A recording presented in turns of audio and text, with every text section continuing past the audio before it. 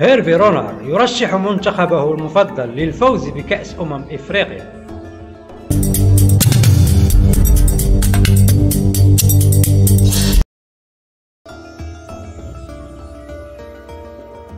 رشح المدرب الفرنسي السابق للمنتخب الوطني المغربي هيرفي رونار منتخب بلاده للفوز بكأس إفريقيا المقامة حاليا بالكوت ديفوار.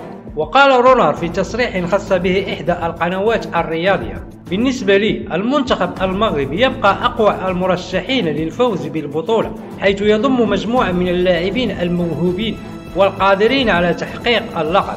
وأضاف هيرفي رونار: أنا فخور أني كنت في يوم ما مدربا لهذا المنتخب الإفريقي العالمي، كما أن أي شخص في العالم يفتخر بالانتماء إلى المغرب.